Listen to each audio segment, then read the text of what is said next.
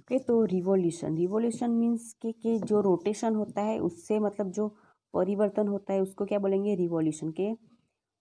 जो अर्थ है वो जो रोटेट होता है तो उससे क्या परिवर्तन होता है। The earth not only rotates on its axis but also moves around the sun in fixed oval shaped path called is orbit. Orbit means क्या होता है, परिक्रमा करना। कि नॉट ओनली रोटेट्स, कि वो अपनी दूरी पे ही नहीं घूमती है बल्कि वो अराउंड सन के भी वो ओवल शेप में घूमती है। ये देखो ओवल शेप है। ओके, तो the movement of the earth around the sun its orbit is called revolution. कि जो ये ऑर्बिट सन के अराउंड जो ऑर्बिट घूमता है उसको क्या बोलेंगे, रिवॉल्यूशन। कि यहाँ पे घूमने में जो जो परिवर्तन आता है उसको क्या बोलेंगे, revolution. The earth takes 365 days and 6 hours to complete one revolution। कि जो ये अर्थ है उसको ये सूर्य की एक परिक्रमा करने में कितना टाइम लगता है, 365 days and 6 hours। Okay, but the convenience there are only 365 days in a year. But convenience क्या है कि 365 डेज ही 1 ईयर के होते हैं। The remaining 6 hours are added up in 4 years to make 24 hours।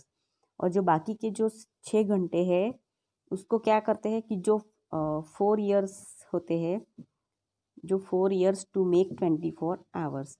ये 4 year के बाद जो लीप ईयर आता है उनमें 28 डेज की जगह कितने होते हैं, 29 डेज। तो वो 4 ईयर के बाद जो 24 आवर्स है उनमें ये 6 आवर्स डिवाइड कर दिए है। Okay, that is why the extra day is added to the month of February every 4th year. कि इसलिए जो एक्स्ट्रा डे है वो किस में ऐड कर दिए हैं, जो एवरी 4 ईयर के बाद जो फेब्रुआरी मंथ आता है उसमें ये घंटे ऐड कर दिए हैं। Usually February has 28 days but every 4th year has month of the February has 29 days। कि ज़्यादातर 28 डेज ही होते हैं फेब्रुआरी मंथ के, बट जो 4 साल के बाद फेब्रुआरी मंथ में कितने डे आते हैं, 29 day. The year in which there are 366 days instead of 365 days is called a leap year. कि जिस ईयर में जो फेब्रुआरी महीने में 29 डेज होते हैं तो वो साल के कितने दिन बन जाते हैं, 365 के डे के जगह 366 डे। तो उसको हम क्या बुलाएंगे, leap year. Okay, then after effect of revolution formatting of season. कि जो रिवॉल्यूशन है उसके क्या इफेक्ट होते हैं, कि फॉर्मेटिंग ऑफ सीजन। तो वो क्या बनाते हैं, सीजन्स बनाते हैं। ओके, तो फर्स्ट है रिवॉल्यूशन ऑफ द अर्थ। कि जो ये अर्थ की परिक्रमा है वो the tilt of the earth's axis. कि ये जो अर्थ है वो एक्सिस के ऊपर कैसी है, टिल्ट है, मतलब थोड़ी स्लांट है, ऐसी झुकी हुई है। To understand this study the diagram of the cycle of seasons given below. यहाँ पे एक डायग्राम दिया हुआ है समझने के लिए कि ये जो साइकिल की सीजन है वो अच्छे से समझ पाए इसलिए। ओके, तो हियर फर्स्ट है in June the northern hemisphere is tilt towards the sun.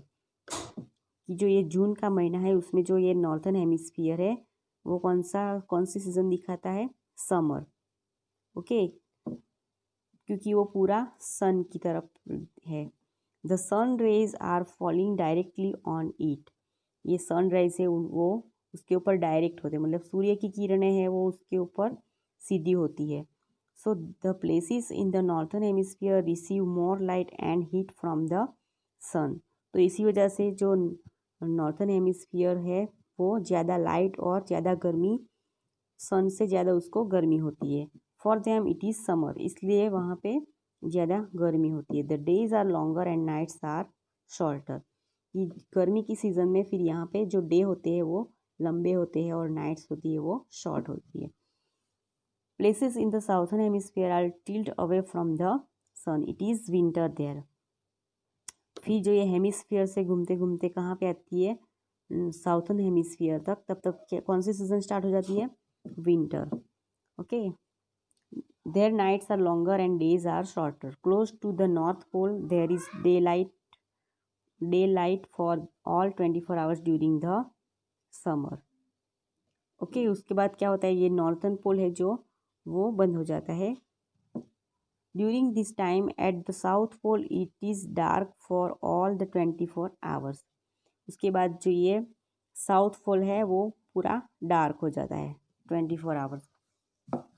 Then after in September the northern hemisphere begins to tilt away from the sun. उसके बाद देखो यहाँ पे सितंबर है, यहाँ पे क्या होता है, ये जो सन का पार्ट है वो थोड़ा मतलब यहाँ पे डे छोटा हो जाता है और नाइट लॉन्ग हो जाती है. ओके, तो वहाँ पे कौन सी है season, the sunrise fall directly on the equator. कि जो सनराइज सूर्य की किरणें हैं वो कहाँ पे पड़ती है, सीधी उसकी इक्वेटर पे. Notice in figure number 10, neither the northern hemisphere nor the southern hemisphere is still toward the sun. It is autumn in the northern hemisphere and spring in the southern hemisphere. Okay, तो autumn और spring ऋतु आ जाती है उस time. In December the earth is on the opposite side of the sun. यहाँ पे देखो ये डिसम्बर है तो ये ऑपोजिट साइड में पूरा आ गया. Look at the figure number 10, you will notice that the northern hemisphere is now tilted away from the sun. The result is just the opposite of what happened in June. In March, the northern hemisphere again begins the tilt towards the sun and the weather start getting warmer again. फिर उसके बाद मार्च में ऐसे घूमते घूमते फिर northern hemisphere के बाद वहाँ पे जाता है और फिर कौन सी सीजन स्टार्ट हो जाती है, वार्म मतलब गर्मी स्टार्ट हो जाती है. Okay, the direct sunrise fall on the equator once again.